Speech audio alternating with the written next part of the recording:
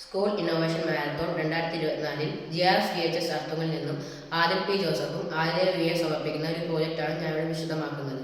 Key number 6 smart and resilient എന്ന വിഭാഗത്തിലെ disaster management എന്ന ഫോക്കസ് ഏരിയയിലെ ഒരു പ്രോജക്റ്റാണ് ഞങ്ങൾ സമർപ്പിക്കുന്നത്. സുരക്ഷിതമായ കാൽനടയാത്ര.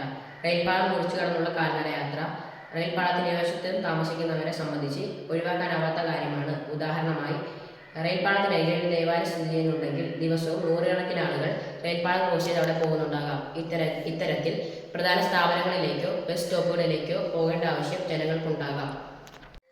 ഇലക്ട്രിക് റെയിൽ എഞ്ചിനുകൾ ശബ്ദരഹിതമായതുകൊണ്ട് റെയിൽപാളം ക്രോസ് ചെയ്യുന്നവരുടെ വളരെ അടുത്തെത്തുമ്പോൾ പോലും അവരുടെ ശ്രദ്ധയിൽപ്പെടണമെന്നില്ല. ഇത്തരത്തിൽ പലരും പലപ്പോഴും തലനാരിഴ അകലത്തിൽ അപകടപ്പെടുകയോ രക്ഷപ്പെടുകയോ ചെയ്യുന്ന സാഹചര്യം റെയിൽപാളത്തിനടുത്ത് താമസിക്കുന്നവർ നേരിടുന്നുണ്ട്. രണ്ട് റെയിൽവേ ലെവൽ ക്രോസുകൾക്കിടയിലുള്ള പല സ്ഥലങ്ങളിലും അവിടെ താമസിക്കുന്നവർ റെയിൽപാളം മുറിച്ചു കടക്കാനുള്ള പൊതുവഴികളുണ്ട്. അവിടെ ട്രെയിന് മുന്നറിയിപ്പ് അറിയിച്ചുകൊണ്ടുള്ള സുരക്ഷാ സംവിധാനങ്ങളൊന്നുമില്ല.